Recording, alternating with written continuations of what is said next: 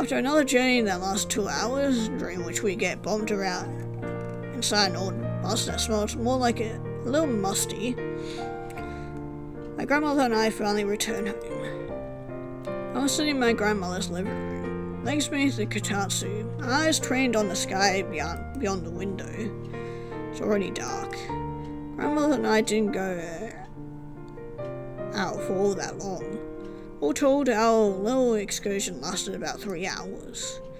That's before you account for the extra 4 hours we spent on the bus, travelling there and back. All of a sudden, it seems like we had an incredibly busy day. It doesn't help that I haven't had much to eat. Breakfast feels like a century ago. Lemon bar I was treated to at my grandmother's insistence was hardly enough to fill me. I sigh.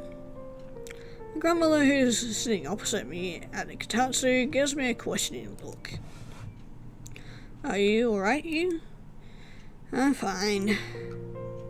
Are you sure? You look a little down, dear. Must be that time of the year. I know what you mean. It is rather cold outside. I guess dark so early these days. Glance at the clock on my grandmother's wall. An old clock, not quite as old as my grandmother though. And it always seems to be either 5 minutes too slow or 5 minutes too fast. It's loud too. Movement of clock hands fill the house with a series of slow, steady ticks. According to the clock, it's half 6 in the evening. Don't know if I entirely trust it, but it's probably not that inaccurate. The clock isn't in the habit of outright swindling people of their houses or hours. Instead, it makes several minute more easily forgivable mistakes. When do you want to go to the shrine? Not now, it's still too early. Don't you want to get there as soon as possible? I do, but... Grandmother shakes her head. Oh, it's silly, and yet... At the same time, I can't help but feel afraid. Afraid? What do you have to be afraid about? I just wonder. Grandmother traces a pattern against the tabletop with her fingers. Will I really see my Yukinari? There are no guarantees. Just something I told myself because I thought it would make for a nice story, I suppose. You won't know until you go for yourself. Oh, you're not wrong about that. Always been a pragmatic boy. I'm just trying to be sensible. Ah yes, common sense. Grandmother nods her head as though common sense is an old acquaintance of hers. Mother always said I lacked it. I was too busy drifting through life with my nose stuck in books. I was so taken in when I met Yukinari, I think. When he caught my show, it really did seem like something for a novel or a stage play. Plays and books have to come from somewhere. They don't just materialize overnight. People dream them into existence. I certainly do a lot of dreaming when I was a little girl. The situation is so amazing. Told anybody they'd think you would make up stories. Not every day an old woman wakes up to discover she's a teenage girl again. You're quite right. Spirits have bestowed an amazing blessing upon me. I shouldn't waste it. A small silence elapses. Grandmother frowns once more, expression thoughtful, and drums her fingers against the wooden top of the kotatsu. I, meanwhile, reach for the fruit bowl and select a ripe, juicy orange. For some reason, oranges are intrinsically linked to the winter. Some kind of Japanese custom, ingrained into our culture even more deeply than Christmas itself. Christmas isn't really a real Japanese holiday anyway. Borrowed it from the West. Like a tucker's her pair of white, strappy heels. It's all imported. Oranges in my grandmother's fruit bowl, however, are locally grown. Peel the orange slowly, removing all the white pith. I'm fairly good at finicky things like this. Back at home, I still lived at home, Mother would always ask me to lend a hand when she peeled carrots or potatoes. Dad got me to remove the peel thorny oranges in winter. I guess skinning fruits and vegetables is my special talent. Not as much of a talent. To peel the orange, try not to get my fingers sticky, and I ask, "So, are you going to the shrine?" I suppose I should. I mean, I did buy that kimono. I'd be ashamed to waste it. Was it very expensive? Woman doesn't tell. Grandma presses her finger against her lips. But it has a very beautiful pattern. Flowers on a pink background. Lovely ribbon around the earby. Why'd I flash the earby like that when I was younger? But my mother said it was too garnish. Said it would make me look like an easy woman. You're a naughty girl, Yumiko. You should listen to your parents. Grandma laughs and glances at the plastic bag from Tamayura she left resting by Lisette's cupboard. Never thought I'd have another chance to wear something so pretty. Not in my lifetime. Wouldn't look a bit silly for an old woman to wear something so lovely. I thought you didn't care about what other people thought about you. I don't, not particularly, but sometimes even I want to look pretty. You can never resist that much. Grandma sighs softly as her eyes linger on grandfather's shrine. His frozen face surrounded by a wooden frame looks back at us. He is smiling brightly. If I was more taken to flights of fancy than I am, I might presume his smiling face is some kind of sign. Come on, Yumiko, old girl. What are you waiting for? Don't you want to see me again? Yeah. If grandfather were here in this very room, bet he'd say something like that. Then he'd probably ask me to peel him an orange. Well, it's still much too early to go to the shrine. I'll give it another hour or so, till all the stars are out in the sky. I think that would be much more romantic. Was the sky full of stars when you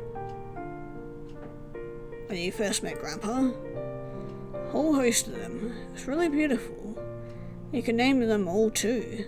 That's what he told me. Sounds like he was trying to impress you. Maybe so, but he didn't need to. He'd impressed me already. Back then, I thought he was the most wonderful man in the world. A part of me still does. I guess nothing can come between young love. Nothing except old age, at least.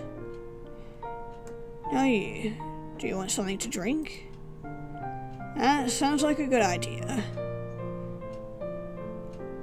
I thought so too. Your old bones need warming up. A cup of green tea is just a ticket. I know I'm still picking out my orange. It is snowing outside, but it is rather cold. Hear a bit of wind blowing against the wind panes, making them rattle. This old wooden house is poorly insulated. Cold air snakes in through gaps and cracks. Air swirls around the living room, nipping at my fingers and my nose, even as I try to burrow the lower half of my body beneath the katatsu. Pop a segment of orange, now devoid of white pith, into my mouth and chew slowly. The teeth break the translucent skin of the orange, as its juices flow freely across my tongue. Sweet and syrupy, I think I'll taste even better with tea. Right, I'll go get things ready. You are here, dear. Watch immediately as my grandmother bustles off to the kitchen. Though she's a young girl now, younger even than me, women still remind me of my grandmothers. Look less painful, her back no longer bent double, and her feet no longer shuffling. But she has the same dreamlike sway to her step. Almost like she doesn't quite inhabit the same world I do. Maybe, for now, she really doesn't. Don't know what mysticism turned her into a young girl again, but I do wonder. Will the magic work once more, when we go to the shrine? Will we really see my grandfather? I suppose it's always possible. Stranger things have happened.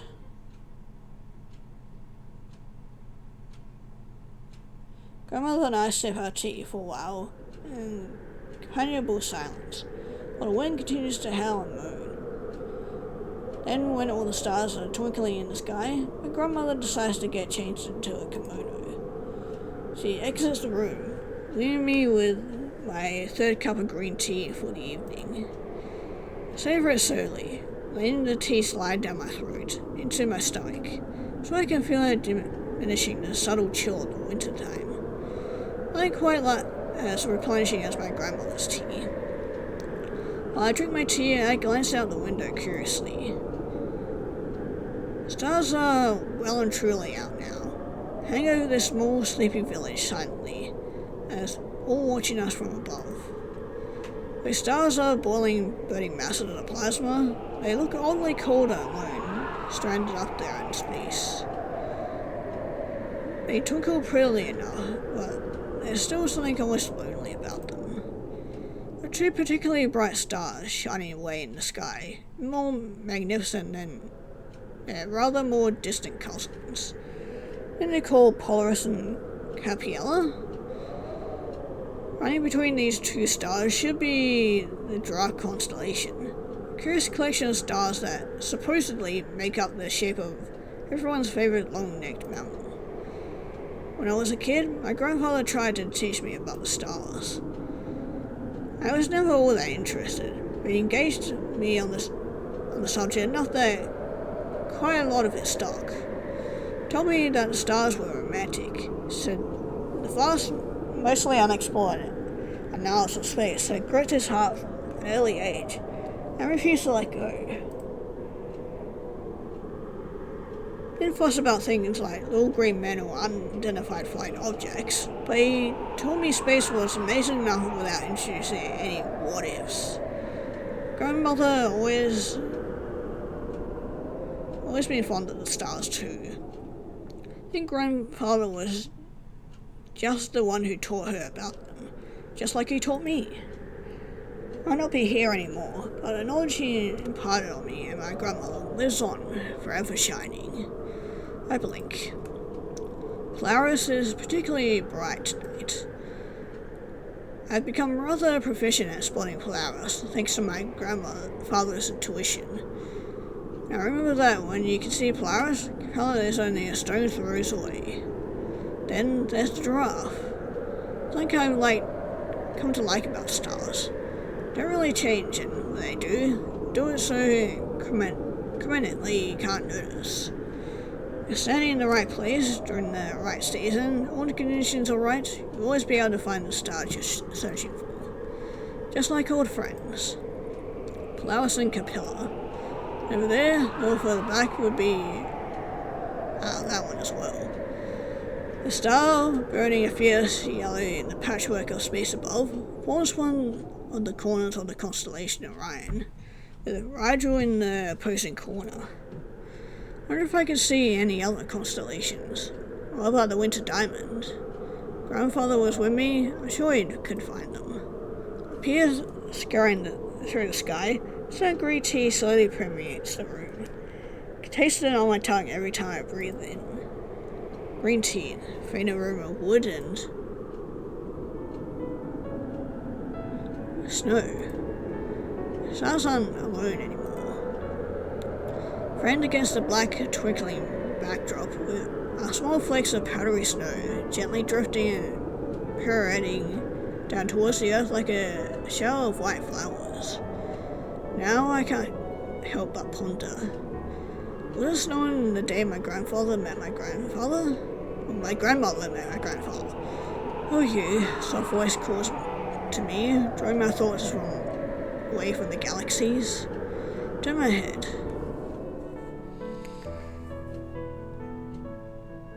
There, standing in the doorway in the living room, is my grandmother, but she doesn't look like my grandmother. There's a shy smile on her face, her head is downturned, dark hair cascading over her shoulders in a wave. And there's a really pretty kimono. As for her kimono, it's beautiful. Wraps around her body, concealing her curves. She's straight up and down like a kokishi doll. Almost featureless, a traditionally Japanese way that denotes simple feminine beauty. Kimono has a perfect find, despite almost a century old. It's a soft pale pink decorated here, and there are flowers. Sleeves are very long and graceful, and they swoosh with the slightest movements. Well, what do you think? Grandma looks at the tatami mats. If I didn't know any better, I'd assume she was shy. I haven't worn a kimono in a while. I forgot how fiddly they were. Frown, staring, because I don't quite know what to say. What can I say? How to believe that the woman standing before me is my own grandmother. Never seen her look like this before. Young, carefully made up and full of life. You're staring at me rather intently. Do I look bad? I guess I've been so sore and numb these last few years. I've hardly been able to do up a button, let alone a kimono. I must have lost the knack. No, that's not it. I don't think you look bad, really. Really? I think so. Anyway, not that I'm a great judge, but offer her with what I hope is a reassuring smile. Look nice, in my opinion at least. I don't really know how much it's worth, though. Oh well, thank goodness for that. Leaf follows my grandmother's face, making her look prettier than ever before. Standing in the doorframe, contrasted against the plain cream walls, she really does stand out, like one of the brightest stars in the night sky. Even brighter even. That star has nothing on her. I did worry that the design might be a bit too flashy. After all, I am an old woman. I really should act my age. No way, don't look a day over 16. Well, thank you. I'll take that as a compliment. Dermatologists everywhere baffled. Just how did you get such a youthful physique? Grandmother pretends to ponder, holding one finger against her lower lip. Eating a lot of vegetables, I suppose. Breathing in cool country air. And a little bit of magic, of course. Of course. Grandmother fingers the pattern of a kimono, expression thoughtful. You know, when my mother started getting on in years, she only ever wore black. Like she was dressing for a funeral. That's what I said, but my mother told me black was very formal and dignified. I should stop being so cheeky. She'd be livid if she knew I was wearing pink in my 80s. I didn't think black would suit you. It'd make everything seem too somber. Exactly. I don't want to visit a shrine to mourn my past. I want to celebrate it. I'm sure that would make Grandpa happy. I hope so too. Grandmother casts a single glance at Grandfather's shrine. Looks strangely solemn tonight, though he's smiling warmly in his photograph. Maybe it's because of the cold. The dark sky makes everything seem gloomy. Ikanari might be dead, but I'm not. As long as I'm alive, I'm going to hold his memory within my heart. I'll try to remember the fond times for his sake. That way, he can continue to live inside of me. Grandpa was so full of life, it's hard to believe he's really gone. It's been a full year, and still. I always thought he'd be the one to outlive me. But here you are, and I've never seen you so radiant. Got a youthful glow I can't quite put my finger on. Oh, hush you. Grandma silences me, but she's laughing. No, she isn't really upset. Not anymore, at least. Night is far too special to allow ourselves to wallow in what could have been. It's the same as space. Like my grandfather said, space is an amazing, magnificent place, filled with unexplored and uncharted stars, planets and galaxies. There's silly to fixate on so much on the possible existence of aliens. Why worry about that when there's already so much incredible star stuff to ruminate over? Oh, you dear, could I ask you a favor? Oh, what? Could you tighten my bag for me? I'm worried it's a little loose. Look at my grandmother's complex clothes dubiously. I wouldn't know how. I'm sure you can figure it out. Smart boy like you. Don't you want to help your old grandmother out in her twilight years? Stop trying to blackmail me. But you're so good with your hands. Sako always tells me how handy you are in the kitchen. Well, I'm sure he's going to make quite a lot of ladies happy if that is true as well. Can you take a look at least? I'm not confident in my skills like I used to be. Never been that skilled at putting on kimonos anyway. Mother always used to scold me about how sloppy I was. Well, I can try to help, but don't expect miracles.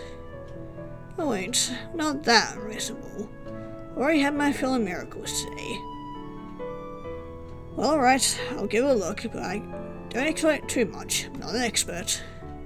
Get to my feet with no small amount of effort. I get pretty cozy beneath the tatsu. Walk over to my grandmother. Stand behind my grandmother and examine her obi. There's a decorative ribbon at the front, the real obi ties at the back in a typical box shaped. Now that I look at it a little more closely, the ribbon does look a little bit skewed, but I'm not exactly sure how to remedy this. Reach out with my fumbling fingers and try to adjust the ribbon. Hands, though deft and skillful, according to my mother, are ill-equipped to deal with this challenge. Putting on a kimono really is difficult. It's an art form in and of itself, like painting. No wonder it took my grandmother so long to get ready.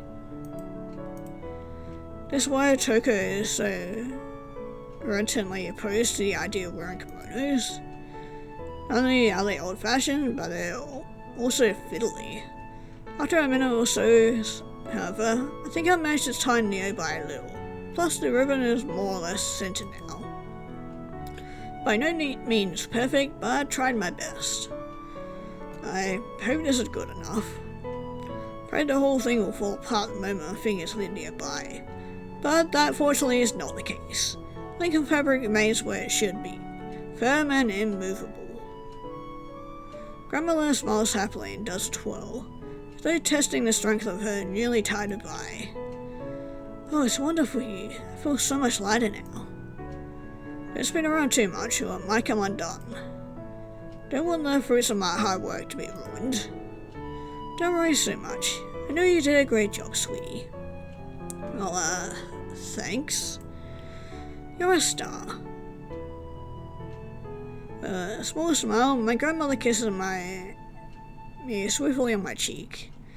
Grandmother used to kiss me a lot when I was younger. Wasn't a big fan of her kisses, particularly when her lips were so dry, so I was stronger of Hinoko wood. Still smells a little of Noki wood.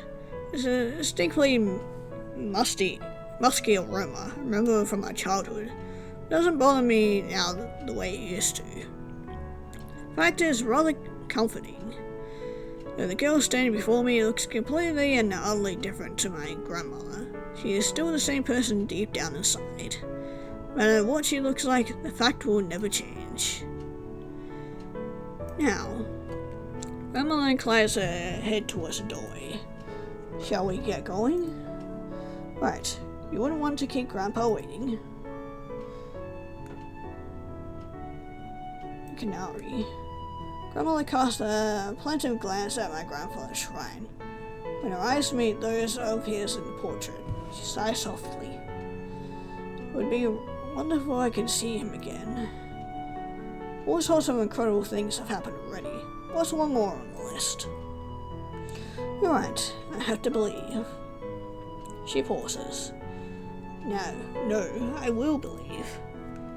Grandmother bows her head in grandfather's direction, hands pressed together at her front. Please wait for me. I'll be there soon, I promise. Walk to the shrine is relatively uneventful. Still snowing, albeit gently. Flakes land on my head and the tip of my nose. Some even catching my eyelashes. I try to wipe them away, the slightest brush from my warm fingertips makes them melt. Overloops of cold water dribble down my cheeks and forehead, but I pay them little heed. I feel a little underdressed compared to my grandmother, clad in her kimono and a bai, or her little wooden getter clacking against the ground, but I don't really have anything to change into. Not one to worry about fashion at the best of times. It's not as though I'm going on a date. Not like my grandmother. Almost like something from Cinderella, I find myself thinking. Not for the first time this strange surreal day. If you look to your right, here we have the young girl all dolled up to go to a ball, hoping to bump into a Prince Charming. But in this reimagining of the well-known, much-beloved, familiar fairy story, the beautiful gown is a kimono from the Edo period. Ball is a small shrine tucked away atop a flight of stone steps, and the prince, that would be my grandfather, Satomi Ikinari. Never thought my grandfather was particularly princely when I was a kid. There was nothing regal whatsoever about the old man in his faded hakama with bristles around his chin. He talked with boyish enthusiasm about the stars and spat out watermelon seeds in the front yard when he was eating. Maybe he looked like a prince when he was younger. When he first met my grandmother and stole her heart. Stars above mixed amongst the gentle droplets of falling snow twinkle. Away from the confines of my grandmother's old home, I can pick out more stars than I could before. Those stars shine with renewed light. Capella is more vivid than ever. Thought is trying to outdo all the other stars in the sky. That makes sense. It is the third brightest star in the northern hemisphere, just behind Arcturus and Vega. I asked about curiously, searching for constellations. Which ones are easiest to find in winter? It's Gemini, Taurus, and... I exhaled softly, a breath escaped from my lips like steam. Finally reached the stone steps that lead to the shrine. Stone steps are frosted over with ice. Look steeper than ever beneath the stark light of the full round moon. Dangerous too. Turn to my grandmother and ask, "Are you sure you'll be alright?" "Don't worry about me, Hugh," she replies, her face taut with concentration. I won't let a few silly old stairs stop me. If you slipped on ice, I'll be alright. Might be an old biddy, but I have a lot of strength left in me. Grandmother laughs and flexes her non-existent muscles. Long, elegant sleeves of her kimono bunch up when she moves her arm, rolling back to her elbow to display a truly scandalous amount of bare skin. Flesh looks even wider than ever, like bone or fine china, against the backdrop of inky black sky. You have about as much muscular definition as I do, and I don't think great-grandma Kikuko would approve of you showing much skin either. Oh, she didn't approve of much of anything, although she was rather fond of Yukinari, and thank goodness for that. There was at least one thing I didn't have to fight her about. Did you fight with your mother often?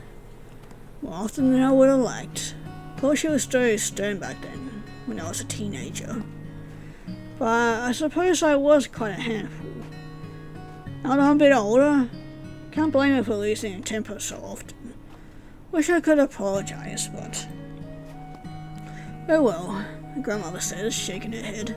I just should thawed out a bit after I married Yukinari. Always told me I should count my lucky stars that a girl like me managed to find such a handsome man. And did you?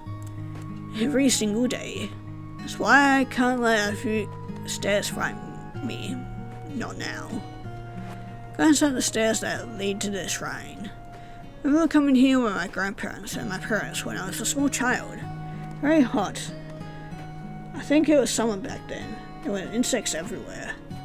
Got bitten half to death by mosquitoes. My face and back were burned because I refused to wear sunscreen. After a few days, my skin started to peel away. Tuko shrieked and said it looked like some sort of monster.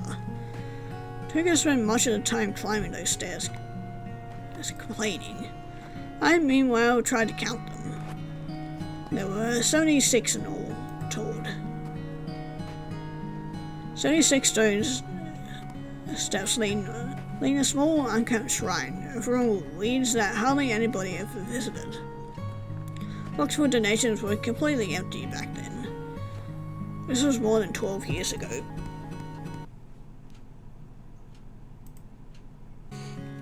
It really has been a while, my grandmother says ponderously, her eyes filled with the stars of the night sky. When was the last time you came here? I asked. I don't remember. More than a decade, I should think. When I reached 25, all of a sudden, my body stopped working like it should. It stopped listening to me. Grandparents seemed to get very old very quickly after my 8th birthday. All of a sudden, my grandmother's back developed a hunch, and my grandfather's legs got very stiff and heavy in the winter. The two of them could no longer climb up all those stairs to the local shrine. But I should be alright now, grandmother says, her eyes narrowing with determination. I've been blessed with a new body, and I tend to push it to its limits. Hopefully it won't come back to bite you in the ass.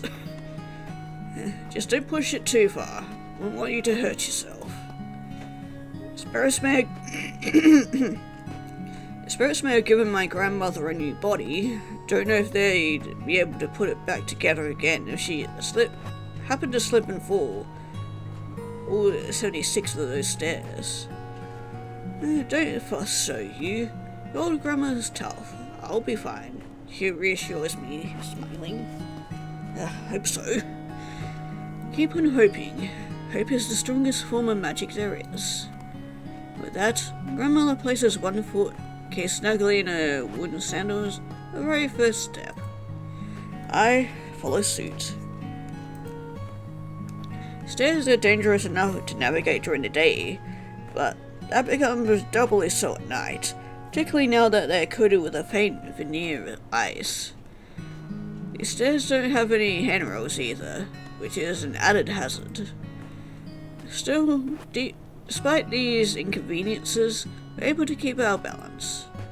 Follow along behind my grandmother, watching her back closely in case she trembles, but she remains surprisingly sturdy. Wonder if her kimono is difficult to move in. Looks like it might be constricting, the fabric wound so tightly around her, especially her legs. She can't move them too much, but it doesn't seem to be a problem. I can imagine she's probably fucking freezing her ass out in the snow. Her neat, nimble stride doesn't falter. Wonder where she's drawing these reserves of energy from. Maybe it's the thought of seeing my grandfather again. Or maybe there's something more inexplicable than that. Some kind of magic. Stars hanging above me, bright and luminous in the velveteen sky. Capella has never looked more breathtaking. I think it might make a nice photograph. Think about it, I should have brought my camera to my grandmother's. I was in such a hurry to get away from my little sister, it slipped my mind. Some of the members of the photography club back in Tokyo would love to see a few shots of her quiet, stone village too. Oh well, I can always take some photos when I get back to my parents' house. Ah, we finally made it. Grandmother sighs and wipes her forehead with a sleeve of her, of her kimono. She sounds so exhausted. Might as well be a pair of polar explorers who finally reached Antarctica. Fortunately, we didn't have as many casualties along the way as Captain Oates. Neither did we have to resort to eating our dogs. Not that we brought any dogs with us. It's a good thing that she can't read our mind right now. Grandmother examines the old shrine, her expression downcast. There's not much to look at, is it? I don't see anything. Isn't anything for me to see.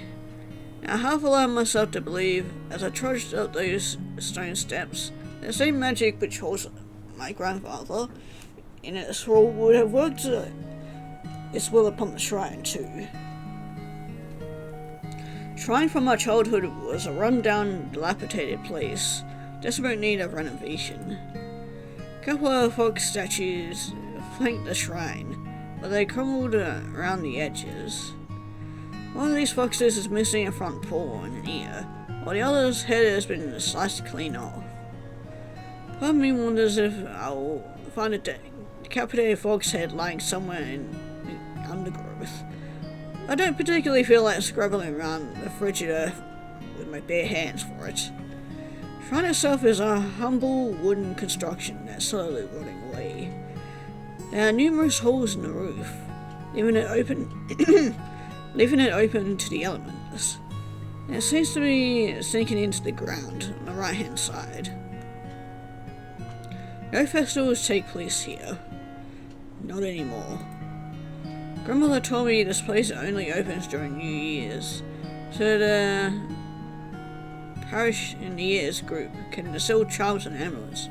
Those who are hardly enough to brave all 76 stone steps in the freezing weather. I doubt there's enough local interest to even keep that going. The place is empty. Barren. Completely deserted. Grandmother and I are the only ones here.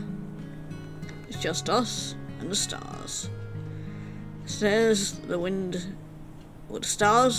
and the snow. Wind seems to have picked up during our ascent. Or maybe it's chillier here because we're standing atop the hill's summit.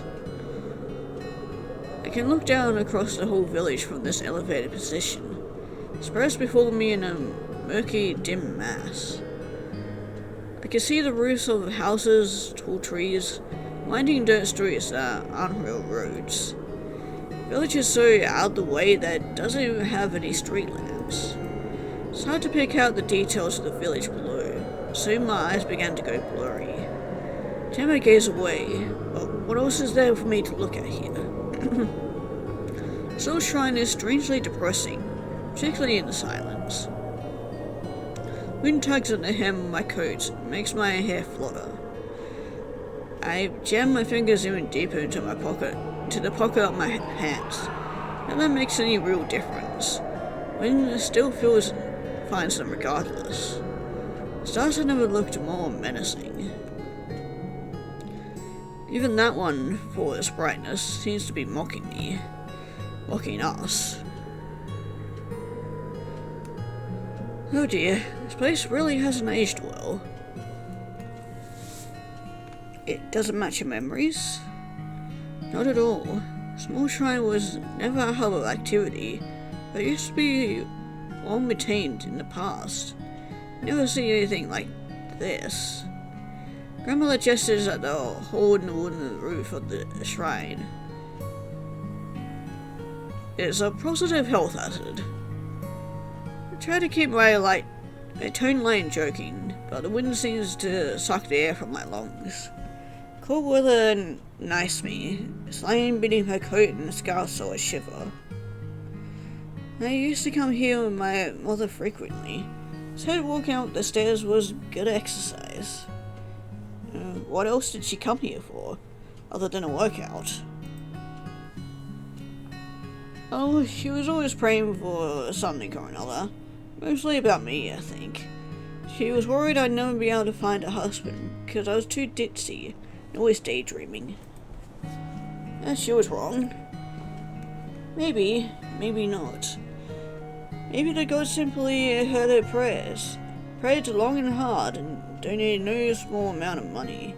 I wonder if it's the same gods or spirits that gave Yumiko her wish here. Came here so often, the local priest always smiled and greeted me whenever we stopped by. Tiny Shrine used to have a priest.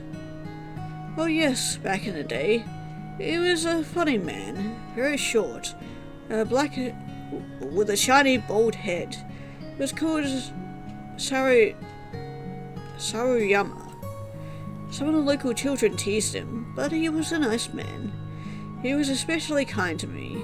He always told me he would pray for my future too. Sounds like a lot of people prayed for you back then. You're right. They must have thought I was completely hopeless. I think you're very capable myself. That's sweet of you to say, dear, but I do wonder. Maybe it was foolish of me to come back here. Don't know why I thought it would match my memories. It's just a fantasy, a daydream. Sometimes you have to daydream just a little. There'd be no magic in this world. That's what I always used to say too, but my mother would sigh and shake her head, and tell me not to be silly. Tell me to look at things with my eyes, not my heart. Perhaps I should have listened. Glad you didn't. I had fun time with you today. Really? Don't you think I wasted your time? No, why would I think that? Because I dragged you around the houses looking for this silly kimono. And for what? There's nobody here to show it off to, other than these poor foxes. Grandmother gestures towards the two stone deities, one with the missing paw and ear, the other one with the missing head. It's a shame these little guys aren't in much of a position to judge my appearance. If they were, I'm sure they'd think you look lovely. At my age, never. I think you're aged incredibly well, all things considered. You would say that, you charmer. You should watch out, you. All the girls will be after you. I'd prefer if they didn't. Come now, don't need to act coy around your old grandmother. I know what you men are like. Really not interested in girls right now. I don't know if this is the kind of thing we should be discussing at the shrine. Why not? It might seem disrespectful. Can't imagine the gods will mind. They're probably happy to see other people visit this old place again. Must be awfully lonely living out here without anyone to talk to, without anybody who cares. There's a small silence. Moon continues to moan mournfully. I swear, it almost sounds like the howl of a lonesome fox. When did the priest stop working here? When he died. He was an old man when I was a little girl, and time wasn't kind to him. He had kidney problems, I think. He had to go to a hospital in the next town over to recover, but at that point, it was too late. Passed away when I was around your age. The shrine has been empty ever since. I doubt anyone would want to take such a thankless job. And anyway, the government was cutting back on the expenses. Closed a lot of the old shrines about 50 years ago, because they cost too much to maintain. And don't go to ruin like this. Grandmother exhales softly. It's cold enough that her breath remains visible in the air, hanging on like a small cloud a few inches away from her lips. It's sad, really, but that's how life is. Out with the old, in with the new. I'll be going that way myself soon enough. I wince. For some reason, her words wrench at something inside my chest. Don't say that, please. Why not? It's true. All things change in the name of progress. Now I've already had my time. I can't understand half the things you youngsters say. That's alright. I'm too far behind. Can't keep up anymore. Always had my head in the clouds. Don't be silly. You might not be able to use a computer, but that doesn't mean you deserve to... I'm not saying I deserve to, dear, but it's inevitable. If you don't maintain things properly, they start to fall apart. Just like this old place. Grandma. I know it's upsetting, dear, but that's how the world is. People like shiny, bright, modern things. Like those girls on the television yesterday. Painting princess? Palette princess. It's close enough. Exactly. I'm so out of touch. Can't even remember their name.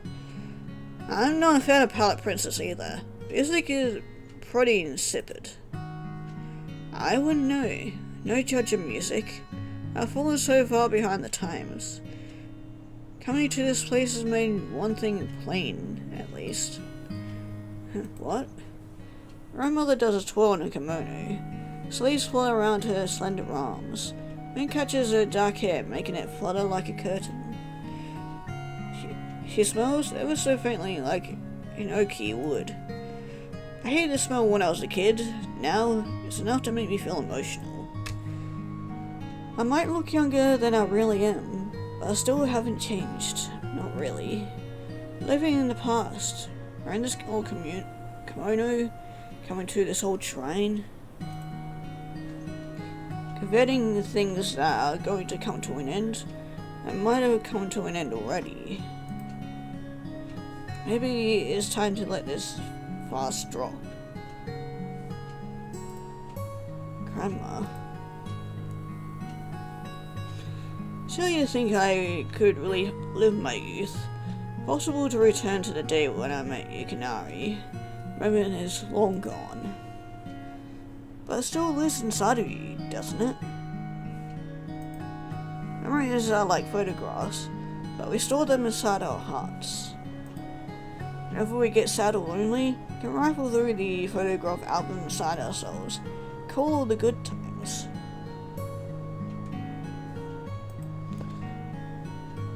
Even the sad times. Special times, they're very snapshots of in our personal histories. Might not matter all that much to anyone else, but don't make us who we are. Well, my grandmother shakes her head.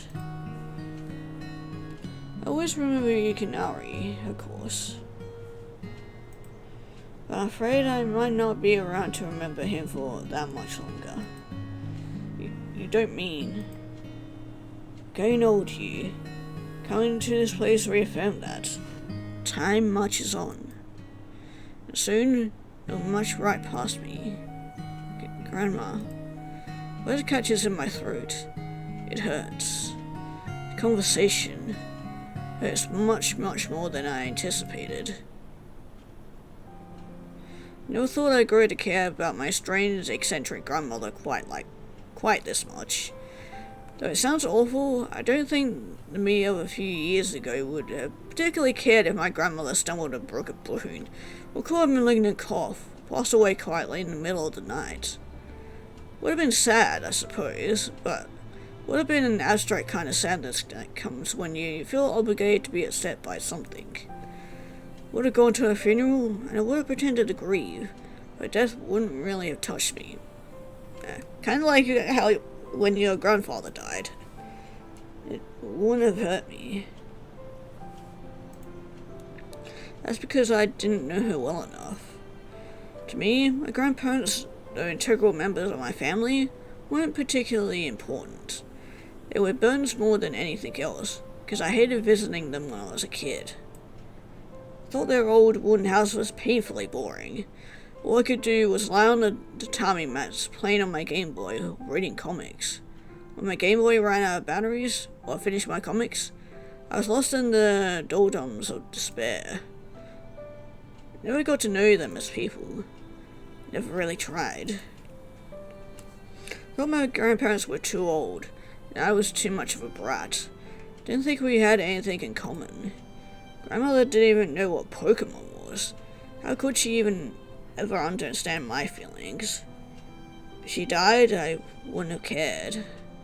My grandfather did die last year. It hardly registered. But it's different now. Had I really spoken to my grandmother? I'm curious, really, from the past that might be found on a shelf of a Tamayura. But a real human being. I don't want her to die. I think we should go, you. If the magic worked on me, clearly it hasn't worked on this shrine. Are you sure? You're looking so forward to it. And I was mistaken. But you brought this beautiful kimono. Just a fancy, really. I wanted to wear something like this since I was a little girl. Well, offers a smile, though it's slightly muted and doesn't reach your eyes. At least I was able to make one of my wishes come true. But, Grandpa, don't think Yukinari is coming back. He passed on now. And how do you know that? I can feel it in my bones. Such an old woman saying, razor doesn't make one lick of sense. I can't stop myself from smiling, despite the gloomy atmosphere. Drop of snow, soft and that word, lands on top of my nose. Brush it away with the back of my hand. Don't want to wait a little longer? There's magic in this world that can make you young again. I'm sure there's magic that can bring Grandpa back. Maybe there is. But I don't think there's anything to gain by standing here, waiting. Why not? Because, to be quite honest to you, Grandmother hangs her head. Her eyelashes, black as coal, start to tremble. Being here is too depressing. That's when I see it. The tears. The bead in my grandmother's eyes like pearls, damp and salty. For a few moments they hover on her eyelashes, held in place through sheer force of will. Before the sob wrenches itself from my grandmother's throat, began to trickle down her cheeks. I stare, eyes wide, mouth agape. Don't know what to do. Don't know what to say. How can I console her? Never seen my grandmother cry before. I never imagined it. As far as I remember, she's always been so bright and cheerful, forever telling silly stories, smiling to herself and laughing. Seems so perpetually trapped inside a dream. Assumed she didn't even realize how old she was getting. But maybe that was all a front. A mask. Of course she never told me about her doubts or fears. Why would she? I was just a stupid kid who wouldn't have listened to her. Even if I had, wouldn't have understood her feelings. She has no reason to confide in me, because since she had her grandfather, she had grandfather to support her. Didn't need anybody else. But he's gone now. He's gone, and through my grandmother, got herself dressed up and came to the small shrine where he first met him, and he isn't coming back. No magic in the world can revive the dead. At least that's what I thought, but... Yumiko. Soft voice calls out, carried by the breeze. Wind rustles through the dead branches, the trees, and snakes down the back of my coat. My skin tingles. Snow continues to spiral lazily through the dark, dark sky. The constellation has never looked more cold or bright. Yumiko, please, don't cry. Grandmother gasps, blinking in surprise. Small motion dispels yet more tears, making them leak from the corners of her eyes. There's her head, and her hands drop from her mouth. Yukinari? Yumiko. Yukinari. Yumiko. It really is you. Then, as though you were standing there all along, Ghostly impression of my grandfather began to materialize before the humble shrine. Faintly transparent, shifting and shimmering like a reflection on the surface of the water. And not quite there. Not quite alive. But still unquestionably him. Doesn't look like the grandfather I knew. Gone are the bristles about his chin, stained and dirty hakama, and his slightly discolored teeth, yellowed from years of smoking cigarettes. Looks a lot younger. He's tall and slender, silly like a piece of bamboo, dark hair and dark eyes. But hazard a guess, I say this man is in his early 20s. Wasn't that the age he met my grandmother? She was 16, he was 24. Yikes. I mean, different times and all that.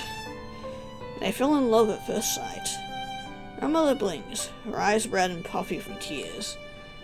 Her hands are clasped together at her chest, over her heart, as though checking to see whether it's still beating.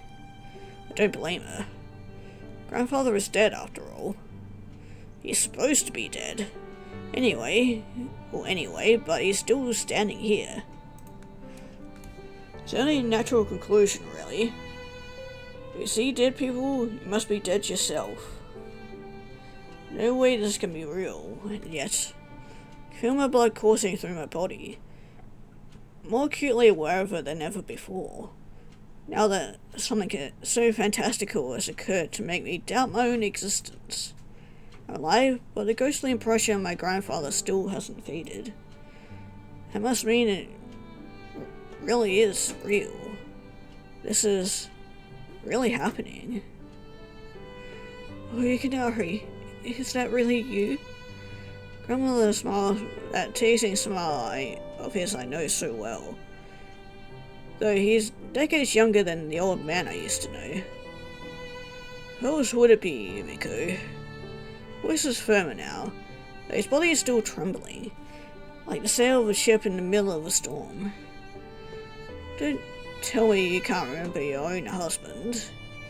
Yukinari, oh, I missed you so much. With that, she runs forward. Dark hair flies behind her like a veil. Sleeves of her kimono whip behind her as she runs. But she doesn't stop. Opens her arms wide and throws herself at my grandfather in a passionate, almost desperate embrace. Half expected to fall straight through him. His existence is so very tedious, hovering on the brink between one world and the next, that it seems inconceivable he should be able to catch her flesh and blood body with those phantom arms. But I needn't have worried.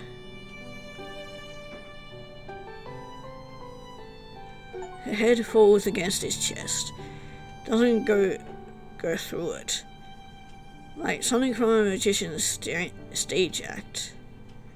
Instead, my grandfather's body remains solid and immovable, still faintly transparent, but rooted firmly in this world. For now, at least. Is that thanks to the deities enshrined here? I wonder. Might be my imagination, but those stone foxes that guard the shrine, one without a paw and ear, his companion with the missing head, look a touch more stately than they did before. It's almost like they know something. But that's ridiculous, isn't it? They're only a stone. What does stone know? Grandfather takes a step back, shoes sinking into the snow, tries to support my grandmother's weight. Sly smile on his face, his eyes flashing. Goodness, Yumiko, have you put on weight since I last saw you? What do you mean? You're heavy. I have to remember, I have a bad back.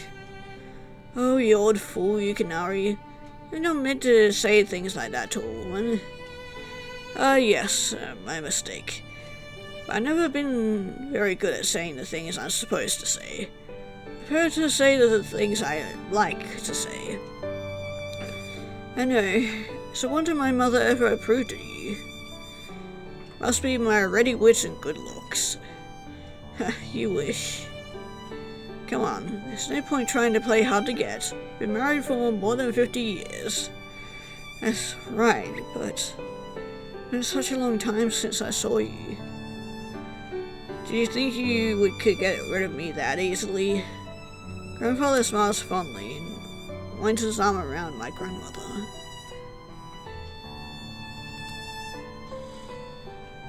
Oh god, you guys gotta stop being so fucking cute together. You're gonna make me cry. His existence seems a touch less tremulous now, perhaps because of his close proximity to my grandmother. I can no longer see through him. No matter what happens to my body, we'll always be together in spirit. Do you really mean that? Of course. That's how I was able to come back.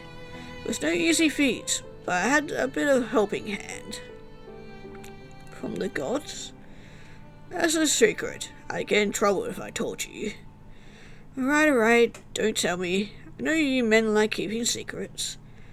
It makes you feel big and important. Grandfather laughs and shakes his head. You know me too well, Yumiko. You're not particularly hard to read. And you always did like reading. Grandfather sighs. Breath ruffles the top of my grandmother's head, making a few dark strands of her hair dance. I missed you, Yumiko. I missed you too, though you really are a fool. What do you mean? How did you come on to know my appearance? I thought it should go without saying. You look beautiful. Even lovelier than I remember. And though you called me a fool, I do remember what you looked like during our first meeting quite well. I have an impeccable memory. Oh, Yukinari, is that true? Do you honestly recall the evening we first met? How could I forget? You're wearing a charming kimono patterned with flowers, much like the one you're wearing now, but a little less flashy. And a shawl, I think. I wasn't sure if I was going to wear the shawl. It wasn't such a cold night, and I thought I would be fine without it, but my mother insisted. Set off my outfit. I'm glad you did decide to wear it. Me too. The one piece of advice I'm most thankful my mother gave me. But you looked rather dashing when I caught it for you, didn't I? Don't flatter yourself, old man. How harsh. What I remember, you were quite taken with me. Did you say I looked like a prince? I was a fanciful young thing back then, full of wild ideas. That's what I liked about you most. My mother rested her cheek against my grandfather's chest. He holds her close, wrapping his arms around her body protectively, shielding her from the bitter wind. Yumiko, I don't have long left. I know. Came back because I wanted to tell you how much I love you, even now. But it seems you already know that. I never doubted your feelings, not for a second. Thank you. I knew I chose well when I decided to marry you. No other girl would compare. Even though I eat too many sweet dumplings? Even so, no matter how heavy you might be, Yumiko, I will always love you. You were much more charming when I first met you. Didn't tease me nearly as much. You were too busy talking about the stars. Oh goodness, did I? You did. Practically talked my ear off, but it was charming all the same. Forgive me, I couldn't help myself. I was so bowled over by your beauty, I wanted to impress you. But in the end, I'm afraid my ramblings bored you out to death. You didn't bore me, you never have. But it always seemed more exciting when you were there with me. I could say the same about you. I will always care for you. I'll wait as long as it takes until we're reunited once more. I'm afraid that won't be very long at all. I've been thinking this for the last few months, but Body feels dull and heavy when I wake up. Fingers don't always bend the way I want them to. I think I might be joining you soon. Perhaps in a few more years. Just don't hurry yourself to an early grave for my sake. I want you to live a long and happy life. I have lived a long and happy life.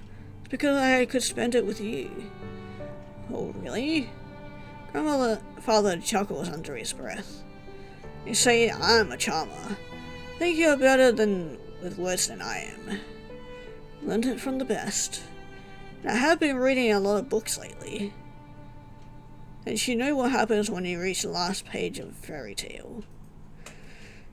If it's a Grimm's fairy tale, death and despair usually. Yeah, we've got how grim, no pun intended, some of those old fairy tales were, and yeah, how fucked up they could be. Especially the originals. Until Disney came along and Disneyfied it, made it more family friendly. Don't be so maudlin. Think of something happier. What about Cinderella?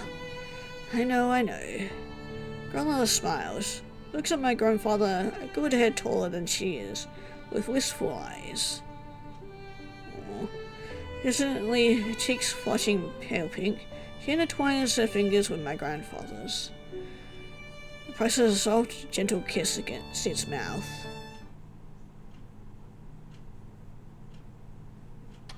It's almost midnight when my grandmother and I finally return back to her home.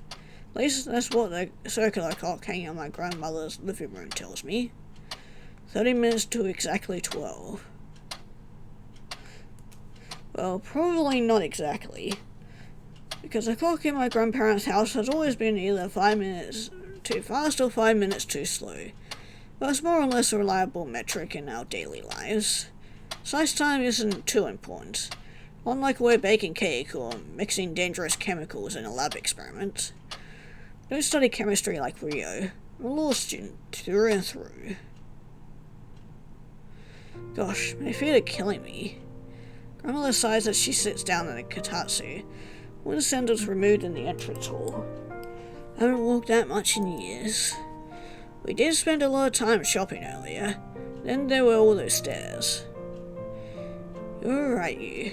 Stairs were a menace. Nearly killed me. He isn't exaggerating either. My grandmother and I were descending the 76 stone steps after our incredible, otherworldly encounter. She lost her footing and slipped. She nearly went hurling down the remainder of the stone steps to meet her maker. I was able to reach out and grab her in time. Would have made you could marry much sooner than either of us expected if that happened. You saved me, dear. Don't mention it. Try to sound casual and offhand. True, my grandmother's tumble scared me half to death. I started to thump so hard I thought I was going to burst out of my chest. Like that famous scene from Alien. Saw the DVD from my dad's collection when I was a kid and forced Tucker to watch it with me in the living room late one night. She was 8. I was 10. Scared both of us. I think Toko's held a grudge against me ever since for subjecting her to something so terrifying. Now that I think about it, Toko has a lot of reasons to dislike me. Trapping her inside the hidden cover was only the tip of the iceberg. Younger sister might hate me, but I think I've begun to repair my relationship with my grandmother. I like to believe I understand her a bit more than I did before. Oh, you're my savior. Savior? Yes. A noble prince. I hardly think so. I mean, who let their own grandma plummet to her doom? I wouldn't have minded if it were my grandmother. You didn't like her? She was even stricter than my own mother. You can imagine that. Not that you ever met your great-grandmother, let alone your great-great-grandmother. What was your grandma like? She wasn't very well like me. She was so stern, always telling me off about my manners. She said I spoke without thinking, and didn't respect my elders enough. She didn't like my handwriting either. What's wrong with your handwriting? I found my grandmother's handwriting a little wispy, characters so thin they almost seem to be running off the paper. It's not unreadable. Coco's writing is more indecipherable. Characters are very round and curvy, and she likes to decorate her writing with little stars and hearts. Said the way I held a pen was all wrong. Hadn't I been brought up better? And she'd shoot my mother a nasty glare. I don't think she approved of the way I was being raised by a single parent. It wasn't my mother's fault that father died when I was young. She did the best she could. Grandmother frowns, fingers resting on the top of the katatsu. Thought my mother could be strict, but my grandmother was far worse. Spoke loftily, lectured my mum like she was a child. Mother got embarrassed, and then she took it out on me. Don't think many people like their grandparents, or Paul is suddenly feeling guilty. Maybe they think they're so different from them that they can't understand them.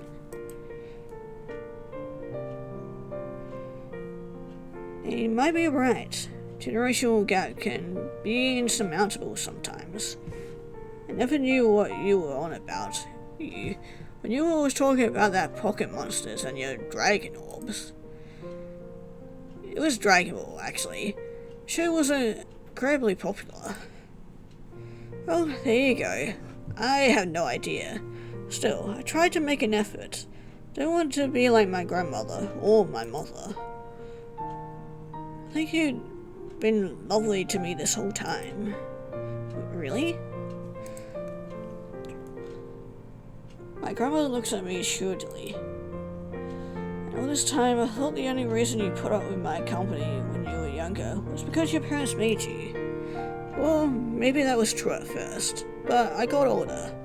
Things change. I know, dear, I'm only teasing. You've been a great help to me. Can't thank you enough. No, I should be the one thanking you. Thanks for always being so patient with me, even though I was an annoying kid. It's quite alright. Everyone changes, and you weren't a little back then. You weren't to know. I guess. Maybe she's right. Maybe everyone does change. In that case, perhaps my relationship with my sister can change too. I hope it does. It might be dissimilar in most aspects, from our looks to our interests to our general attitudes, but we are related, only a couple of years apart. Let a rift grow between us out of complacency. I thought things would never change no matter what I did. I was wrong. Things always change, like tectonic plates shifting beneath the Earth's crust. Looking back on it, I wish I'd been nicer to my grandmother when I was your age. It could be awfully cruel, but she had a hard life. She wasn't so bad deep down inside. Now I'll never get the chance. How old were you when she died? Must have been in my mid-20s. I remember being so shocked. Thought there was no way such an indomitable matron would ever pass away, but happens to the best of us. She didn't go down without a fight though. Doctor said she had a respiratory problem for years. Thought she might die much earlier than that. People can be pretty tenacious when their lives are on the line, I guess. Right, grandmother looked old and frail in her final days, but she still had such unbelievable energy. She didn't want to die. Just like my husband. But you were able to meet him again. That's right, I met him again. I swallow. What should I say? I don't want to say, I hope you'll meet him again soon, because there's no way such a reunion would occur under favourable circumstances, but thought of my grandmother living the rest of her life in this deserted village with a dwindling population is depressing. Oh, you don't worry about me like that. I'll be fine. You will? Yes, sleeping on those stairs gave me some perspective. I do miss my husband, but I don't want to go just yet. Eyes might not work the way they used to. Sometimes it hurts to get up in the mornings. I have a lot left I want to do. Like what? Like spend more time with you, for once. You need to tell me about all the exciting things you've been doing in Tokyo. I'd love to hear about all your stories. And you can brew me some tea while we talk. Exactly. I think it would be wonderful. Me too. Then a smile with one of my own.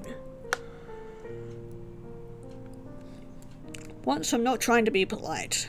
Really do mean what I'm saying from the bottom of my heart.